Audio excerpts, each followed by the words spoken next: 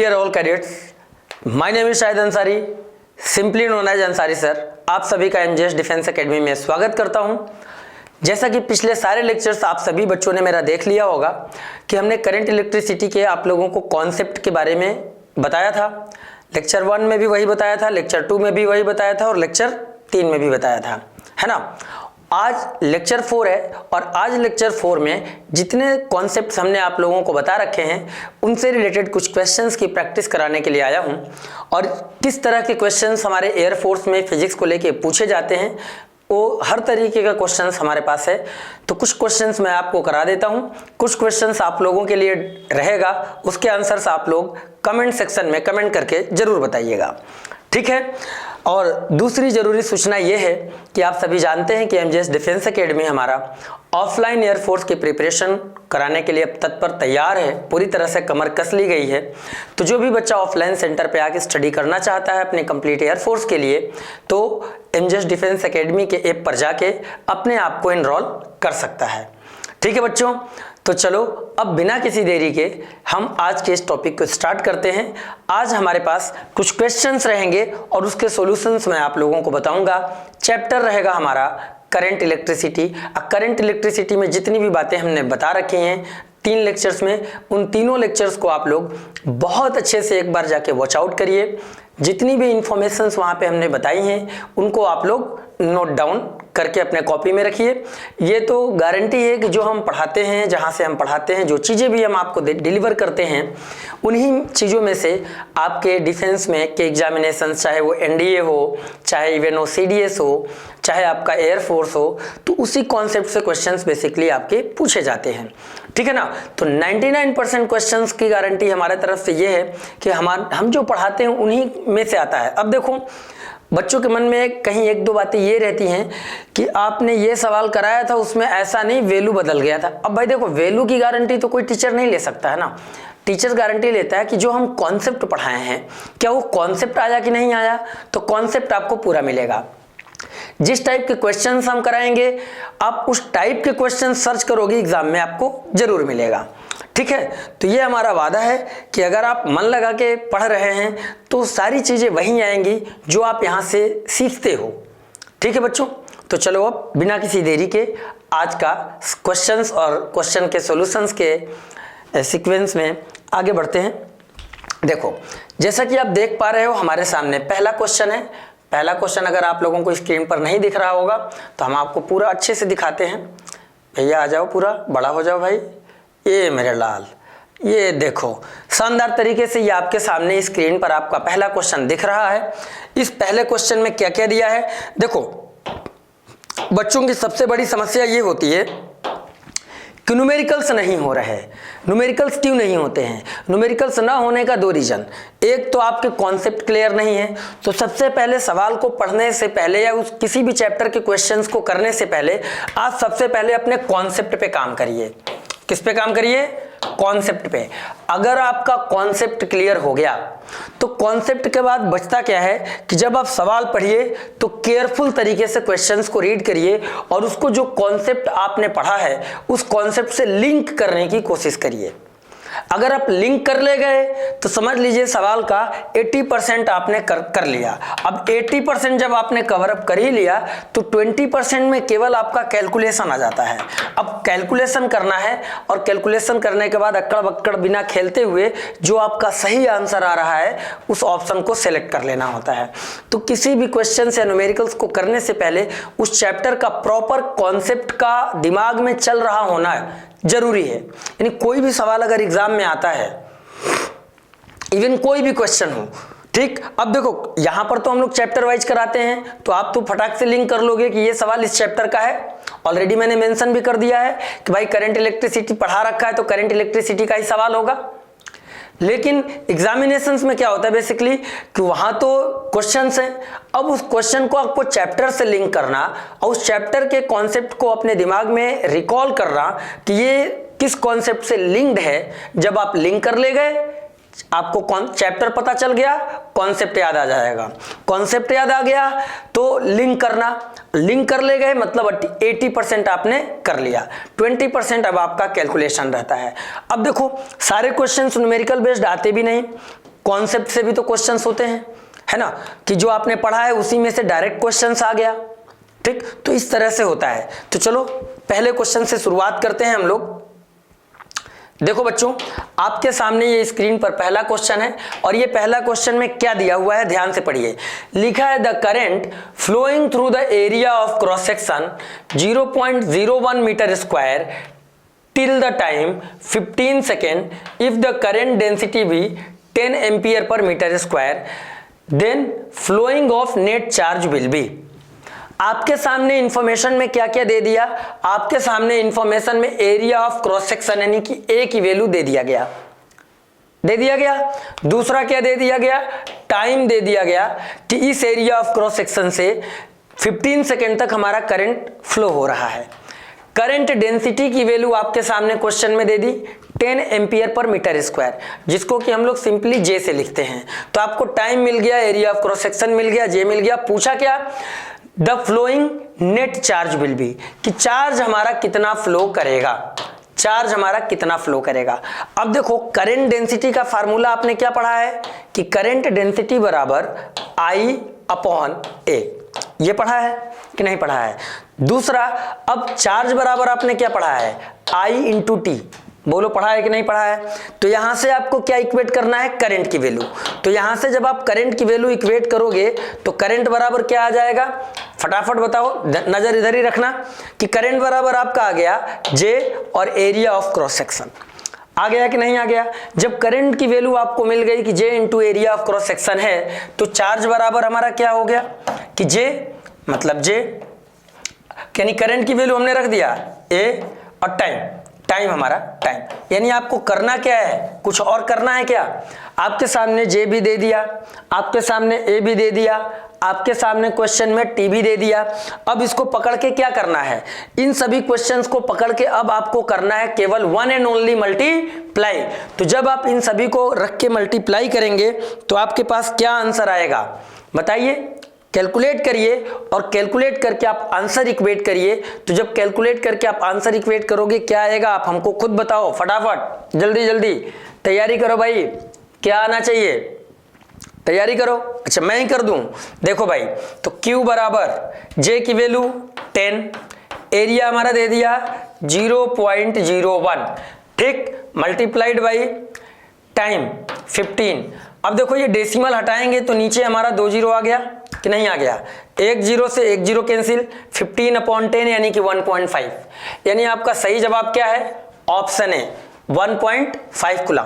तो पहला क्वेश्चन सभी बच्चों को समझ में आया, सभी बच्चों को पहला क्वेश्चन समझ में आया, अगर हाँ तो कमेंट में जरूर बताना कि यस सर, ठीक। एमजेएस जिंदाबाद, ठोके रहना, लाइक और कमेंट की बौछार लगा दो, जी जान हम लोग लगा देंगे, गारंटी है। अब देखो मेरे प्यारे बच्चों अगला क्वेश्चन आपके स्क्रीन पर कुछ इस तरीके से, क्वेश्चन नंबर 2। क्वेश्चन नंबर 2 में आपके सामने क्या कह रहा है सवाल कि an electron of radius 1.5 into 10 to the power minus 11 meter is revolving around a circular orbit of a nucleus with velocity, कितना वेलोसिटी दे दिया भाई, वेलोसिटी दे दिया 22 into 10 to the power 6 metre per second. ये 22 है कि 2.2 है, आई थिंक ये 2.2 लिखा है, 2.2 into 10 to the power 6 metre per second in hydrogen atom, then it's equivalent electric current will be. अच्छा भैया, यानी समझ लो एक इलेक्ट्रॉन हाइड्रोजन एटम के न्यूक्लियस के चारों ओर घूम रहा है, ठीक, चक्कर लगा रहा है, कितना करंट होगा। अब हमने कहा अच्छा ऐसा है क्या, चलो भाई, तो करंट का फार्मूला क्या होगा, करंट बराबर क्या होगा, चार्ज अपॉन टाइम। बोलो हाँ या ना, अरे बोलो हाँ या ना। अगर इलेक्ट्रॉन है तो इलेक्ट्रॉन के केस में हम चार्ज को क्या लिख देंगे, ई, और टाइम को तो टी ही लिखेंगे। बोलो हाँ या ना, यस और नो, यस सर। अब देखो मजा अब आने वाला है कि हमारे पास टाइम तो दिया नहीं, हमारे पास सर्कुलर ऑर्बिट का रेडियस दे रखा है और उस इलेक्ट्रॉन का स्पीड दे रखा है। तो हमने कहा जब रेडियस और स्पीड दे रखा है तो टाइम भी मिल जाएगा कि एक सर्कुलर ऑर्बिट में, यानी एक इलेक्ट्रॉन जब एक चक्कर लगाएगा इस सर्कुलर ऑर्बिट आर में तो कितना डिस्टेंस ट्रेवल करेगा, ठीक, 2 पाई आर, कितना डिस्टेंस ट्रेवल करेगा। तो डिस्टेंस आपको यहां से मिल गया 2 पाई आर। और इस 2πr को कवर करने के लिए स्पीड क्या है उसकी, तो स्पीड यहां दे रखा है। अब जब तो डिस्टेंस बराबर होता क्या है, सबको पता, डिस्टेंस बराबर स्पीड इनटू टाइम, तो यहां से टाइम निकल गया। टाइम बराबर क्या आ गया मेरे लल्ला, डिस्टेंस अपॉन स्पीड। अरे हाँ या ना, आ गया टाइम डिस्टेंस अपॉन स्पीड। और करंट बराबर E अपॉन टी। अब भैया टाइम के जगह ये वैल्यू उठा के वहां चेप दो, ले जाके फेविकोल के जोर से एकदम चिपका दो। अरे चिपका दो भाई तुम। अब जैसे चिपकाओगे, करंट बराबर E अपॉन टाइम के जगह D अपॉन V। D मतलब 2πr, V मतलब V। करंट के लिए ये बन गया हमारा फॉर्मूला। अब जब करंट के लिए ये फार्मूला बन गया EV अपॉन 2πr, तो E की वैल्यू सबको पता है, इलेक्ट्रॉन है, तो इलेक्ट्रॉन के केस में E की वैल्यू कितनी, 1.6 इंटू 10⁻⁻19 कूलम। बोलो हाँ या ना, बिल्कुल करेक्ट है। E की वैल्यू आपको पता चल गया। V आपके सामने दे रखा है 2.2 into 10⁻6 metre per second. R आपके सामने दे दिया 5 इंटू 10⁻11। इन सबको पकड़ के क्या करना है, अब क्या करना बचा, अब बचा वन एंड ओनली केवल आपको सिंप्लीफाई करना। जब इसको आप सिंप्लीफाई करोगे मेरे प्यारे बच्चों, जब आप इसको सिंप्लीफाई करोगे तो आपका सही जवाब क्या मिलेगा, ऑप्शन सी 1.12 इंटू 10⁻³ एम्पियर। तो 2 सवाल आपके हो गए एकदम डनाडन बढ़िया से। फार्मूला ये रहा, कॉन्सेप्ट भी आपको मिला और कैलकुलेशन के बाद आपका रिजल्ट 1.12 इंटू 10⁻³ एम्पियर। अब अगला सवाल हम चलते हैं अगले सवाल की तरफ। अगला सवाल देखो मेरे प्यारे बच्चों, क्वेश्चन नंबर 3। क्वेश्चन नंबर 3 में क्या दे रखा है, दे रखा है the specific resistance of a wire. Specific resistance की बात कर रहा क्वेश्चन में, किसका, स्पेसिफिक रेजिस्टेंस। अरे मैं सुंदर तो हूं ना, हाँ हूं। चलो अब देखो लिखा है varies with its length, varies with its cross section, varies with its mass, does not depend upon its length, cross section and mass। रो का फार्मूला क्या होता है भाई, R बराबर हमारा होता है रो L अपॉन A, और यहां से निकालोगे तो रो बराबर आएगा RA डिवाइडेड बाई L।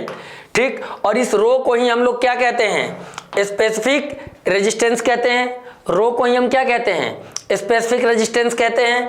अब समझना, रो के रिगार्डिंग हमने क्या बताया है कि ये रो हमारा डिपेंड नहीं करता किस पर, लंबाई पर भी डिपेंड नहीं करता, एरिया ऑफ क्रॉस सेक्शन पर भी डिपेंड नहीं करता। ये केवल डिपेंड करता है nature of the material of the conductor. ठीक, यानी जिस कंडक्टर हमारा जो है किस मटेरियल का बना है उसके नेचर पर, और दूसरा टेम्परेचर पर। ये बात हमने आप लोगों को बता रखी है।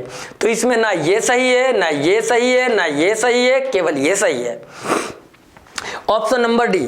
तो ये कॉन्सेप्ट से क्वेश्चन मिला, कॉन्सेप्ट हमने आपको पढ़ा रखा है।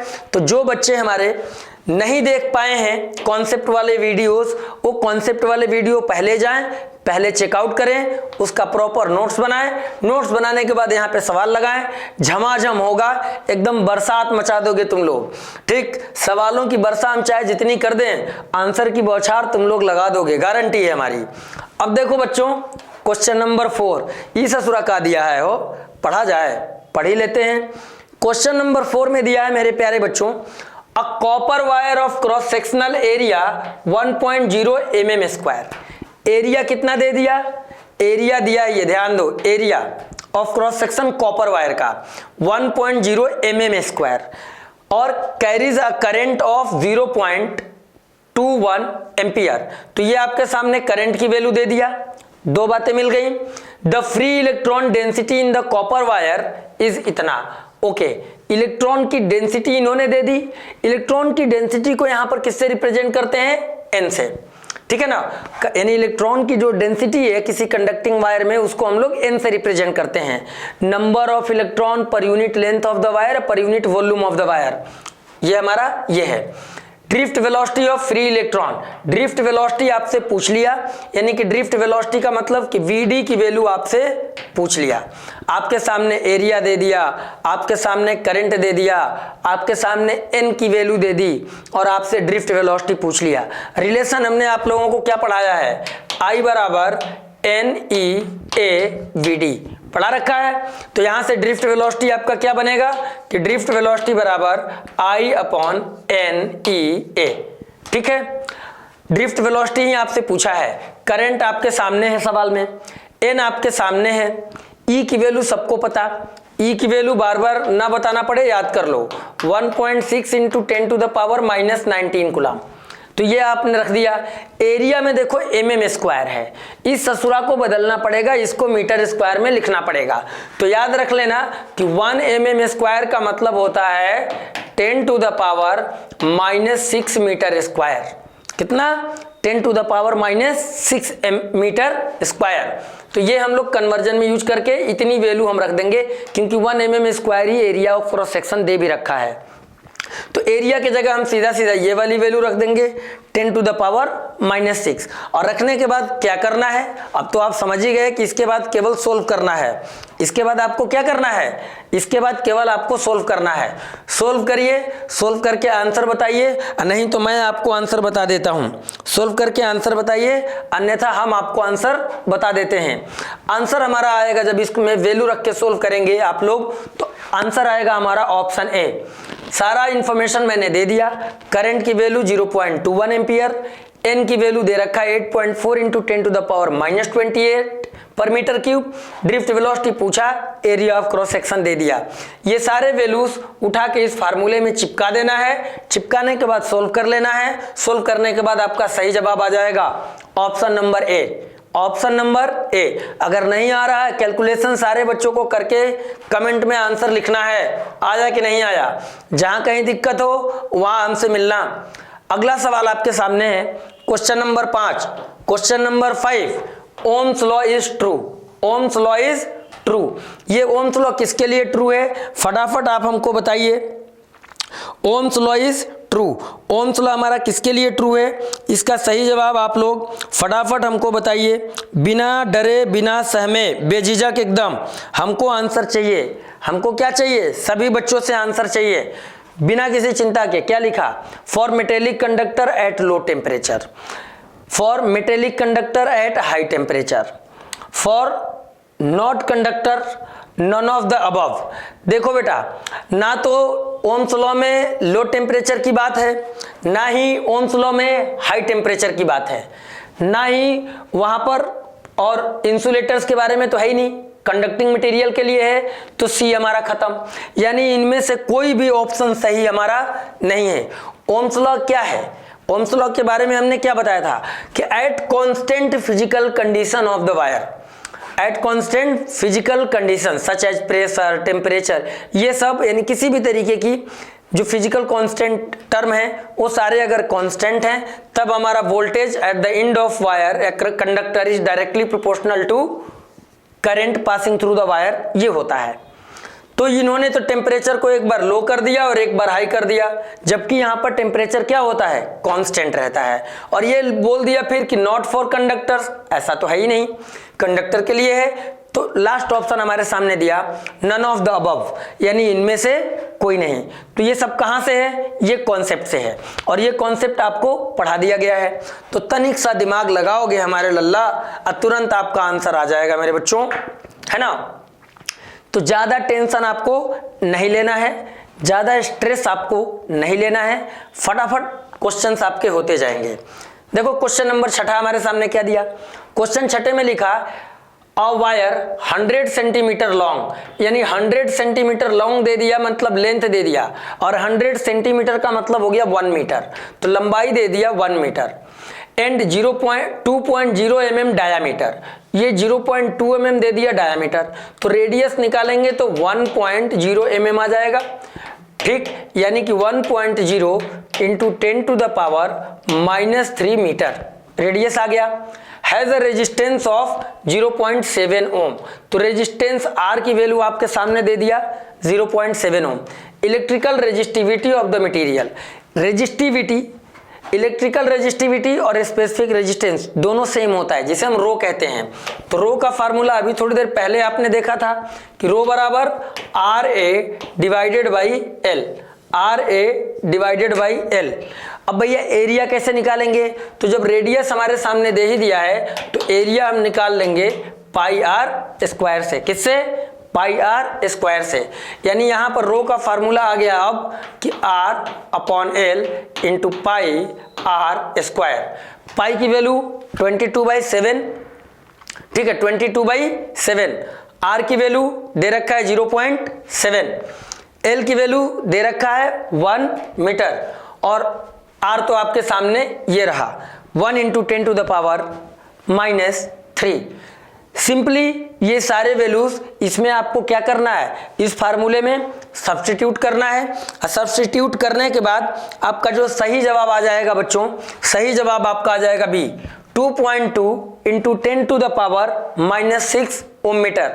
और मेरे प्यारे बच्चों, अगर मजा आ रहा है, आपको लग रहा है कि चीजें एकदम सही है, टू द पॉइंट है, फालतू की चीजें नहीं है, कोई नौटंकी नहीं है, एकदम सिंपल सवाल का सिंपल कॉन्सेप्ट, सिंपल फार्मूला और जवाब, ठीक, मजा आ रहा है आपको, लाइक करो, चैनल को सब्सक्राइब करो, दूर दूर तक पहुंचाओ, ठीक है, दूर दूर तक का मतलब एकदम दूर दराज तक। अरे हमें भी तो फेमस होना है भाई, फेमस कौन कराएगा, तुम्हारी जिम्मेदारी है ना। तो मजे लेना है, और बार बार कहते हैं बाबू सोना का चक्कर, मौत से टक्कर, बेटा पढ़ाई कर लो, यही मौका है, बाद में पछताओगे तो उससे बढ़िया है पछताना ना पड़े। अभी ये कर लो, मजा आ जाएगा, ठीक। सपनों में तुम्हारे जो ड्रीम है ना कि एयरफोर्स में जाना है, तो एयरफोर्स में जाना है, एयरफोर्स की वर्दी, एयरफोर्स के रैंक, एयरफोर्स में जाने की जो जुनून है वो दिखना चाहिए।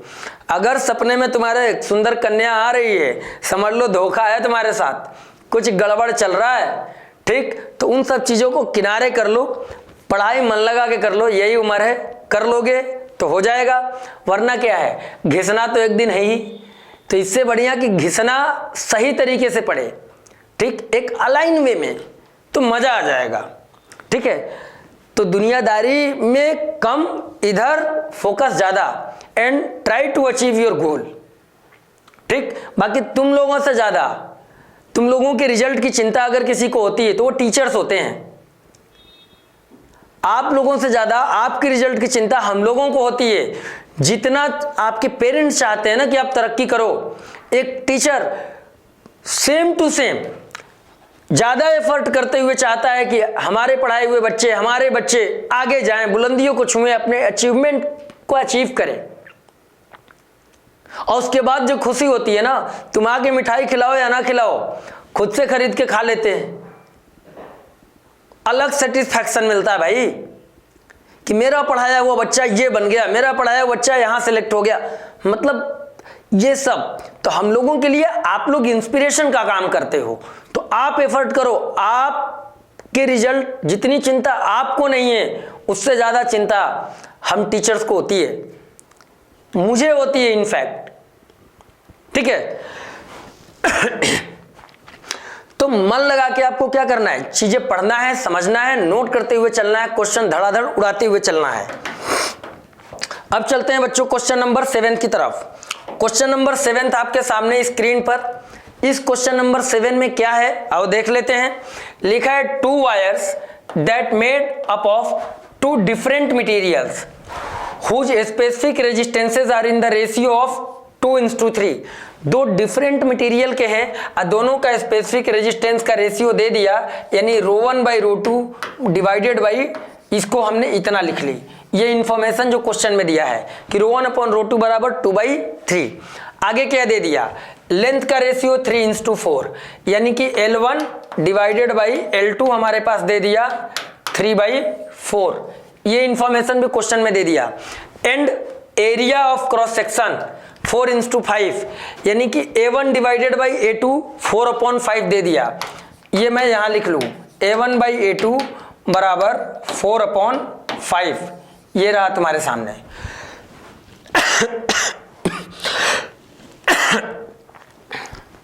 सोचो गला खराब है, छींक तो जोड़ो, खांसी आ रही है, फिर भी आप लोगों के साथ लगे हुए हैं। क्यों? क्योंकि आपका उज्जवल भविष्य की कामना हम सबसे ज्यादा करते हैं। आपकी तरक्की के लिए दुआएं हम सब ज्यादा मांगते हैं। The entire teachers of the world अपने स्टूडेंट से बहुत प्यार करता है, बहुत चाहता है अपने विद्यार्थियों की कि वो तरक्की करें, वो आगे जाएं, जो चाहते हैं वो पाएं। दुआएं मांगते हैं तुम लोगों के लिए हम लोग। तो तुम्हारा भी कर्तव्य है कि एटलीस्ट आप आते हो चैनल पे, देखते हो यार, छोटा सा गुरु दक्षिणा के तौर पे चैनल को सब्सक्राइब कर दो, लाइक कर दिया करो। मन में कोई भी सवाल है कमेंट बॉक्स में आके अपने सवाल ड्रॉप आउट कर दो। एक एक क्वेश्चन, एक एक सवाल पढ़ते हैं, मजा आता है पढ़ के, लगता है नहीं इस बच्चे ने जेन्युइन सवाल पूछा है, जवाब देना चाहिए, जवाब मिलता होगा आप लोगों को, देता हूं मैं इनफैक्ट। चलो आगे क्या पूछ लिया, their ratio of their resistance, the ratio of their resistance. आपके सामने क्वेश्चन में पूछ लिया R1 डिवाइडेड बाई R2 बताइए, यानी रेशियो बताइए। हमने कहा बस सिंपल सा फार्मूला बच्चों सबको पता कि R1 बाई R2 लिखा हमने, क्या होगा ρ1 L1 divided by A1 multiplied by R2 की value ρ2 L2 divided by A2 जो कि ऊपर आ जाएगा। अब ρ1 अपॉन ρ2 की वैल्यू क्वेश्चन में कितना दे रखा, 2/3 रख दिया। L1 बाई L2 की वैल्यू कितना दे रखा, 3/4 रख दिया। A2 बाई A1, तो A1 बाई A2 दे रखा है 4/5, तो A2 बाई A1 कितना हो गया 5/4। अब करना क्या है, मल्टीप्लाई ही तो करना है, सोल्व ही तो करना है। 3 से 3 झमाझम खत्म, 2 से इसको काट दो 2, कितना आ गया 5/8। क्या आ गया 5/8। आपके सामने स्क्रीन पर आपका सब ऑप्शन है, ऑप्शन सी। तो सवाल को पढ़ते समय मन लगा के पढ़िए, मन लगा के उसका आंसर देने की कोशिश करिए। जो इंफॉर्मेशन दिया है उसको इस तरीके से लिख लिया हमने ताकि आप अच्छे से समझ पाओ। आगे बढ़ते हैं, क्वेश्चन नंबर 8। क्वेश्चन नंबर 8 में मेरे प्यारे बच्चों क्या दे रखा है कि the current density at every point in a uniform conductor is इतना ampere per metre square, 4 × 10⁸। Current density की वैल्यू आपको दे दिया, जे की वैल्यू। आगे दिया the drift velocity of electron in the conductor, drift velocity की वैल्यू यानी कि वीडी की वैल्यू आपके सामने दे दी। The charge carrier density, charge carrier density पूछा। देखो जब चार्ज कैरियर डेंसिटी की बात करें मतलब N × E, इसकी वैल्यू आपसे पूछा है, ठीक है। अब करंट डेंसिटी बराबर, तो समझो कि I बराबर क्या होता है NE/AVD, ये होता है। आपको NE पूछा है, NE को हमने होल्ड कर लिया, I अपॉन डिवीजन में भेज दिया AVD बराबर NE। I अपॉन A क्या है करंट डेंसिटी, यानी कि क्या बना J अपॉन VD बराबर NE, ये पूछा है। NE आपसे पूछा, NE बराबर क्या आ गया J अपॉन VD। J आपके सामने दे रखा है, VD आपके सामने दे रखा है भैया। 4 गुणे तो 4 मल्टीप्लाइड बाई 10⁸ डिवाइडेड बाई 2 × 10⁻⁻4, इससे इसको काट दिया 2 आ गया, 10⁻12 आ गया, यानी 2 × 10⁻12। अब देखो 2 × 10⁻12 सेंटीमीटर क्यूब या मीटर क्यूब, कहीं कुछ ऐसा दे रखा है। आंसर क्या, अरे देखो इसमें 8 में देखो कहीं ऐसा दे रखा है, अरे हाँ या ना बताओ। तो देखो एम्पियर पर मीटर स्क्वायर दे रखा है, मीटर पर सेकेंड दे रखा है, 2 × 10⁻12 आ गया। अब ये जो सेंटीमीटर क्यूब लिखा है ना, ये सेंटीमीटर क्यूब नहीं है, ये एक्चुअल में मीटर क्यूब है, तब जाके ये ऑप्शन सही है। अदरवाइज यूनिट के हिसाब से आप देखोगे तो आपको कोई ऑप्शन मैच नहीं करेगा। वैल्यू तो मैच कर गया 2 × 10⁻12, 2 × 10⁻12 आपका मैच कर गया, लेकिन यूनिट मैच नहीं कर रहा है ना। तो यूनिट मैच कराने के लिए क्या कि यहां पे सेंटीमीटर क्यूब जो लिखा है ये नहीं होगा, मीटर क्यूब होगा। अब मीटर क्यूब होते ही ये हमारा सही जवाब, अदरवाइज इसका सही जवाब नॉन ऑफ दीज हो जाएगा। तो यूनिट के साथ साथ वैल्यू और यूनिट सबको आपको प्रॉपर अच्छे से देखना है।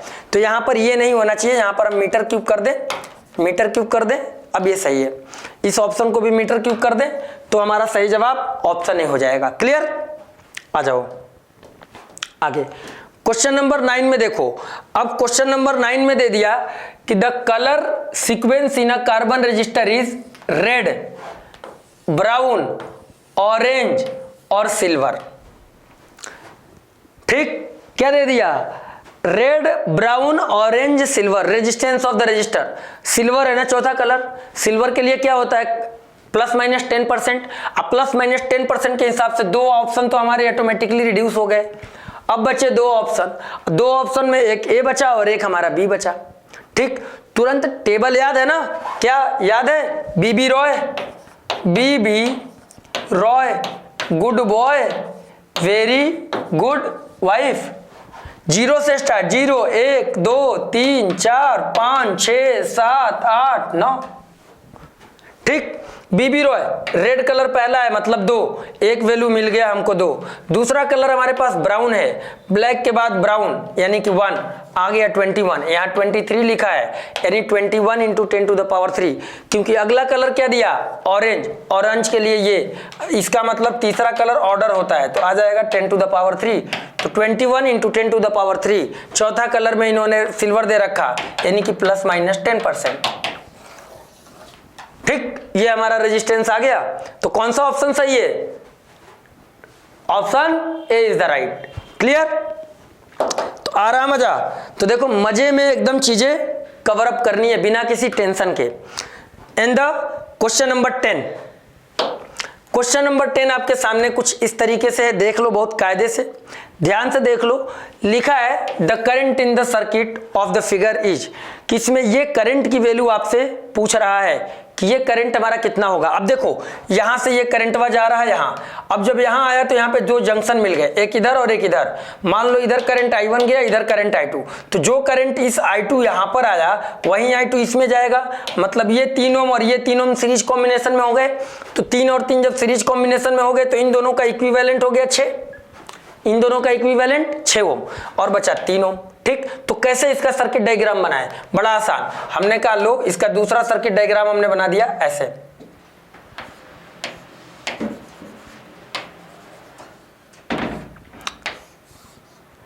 ये है हमारा 2 वोल्ट का बैटरी, ये करंट का डायरेक्शन, ये 3 ओम ये वाला, ये 3 ओम यहां बना दिया 3 ओम, और ये 3 और 3 6 इसको हमने यहां बना दिया। ठीक, करंट की वैल्यू पूछ लिया है, किसका वैल्यू पूछ लिया? करंट का वैल्यू।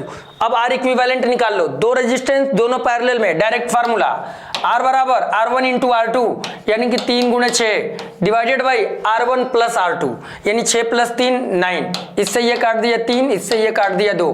आर इक्विवेलेंट आपका कितना आया? 2 ओम। आर इक्विवेलेंट कितना आया? 2 ओम आ गया। अब करंट निकालना है तो करंट बराबर according to Ohm's law voltage upon resistance. Voltage कितना है? 2 वोल्ट, 2 डिवाइडेड बाई 2 कितना आ गया? 1 एम्पियर। अब ऑप्शन में चेक करो कि 1 एम्पियर दिया है कि नहीं, तुमने क्या दिया है? Option D. क्या दिया है? Option D. तो आपने देखा 10 क्वेश्चन हमने झमाझम फटाफट अंदाज में आपको बता दिए। कहीं पे कोई दिक्कत हुई आपको? नहीं हुई ना?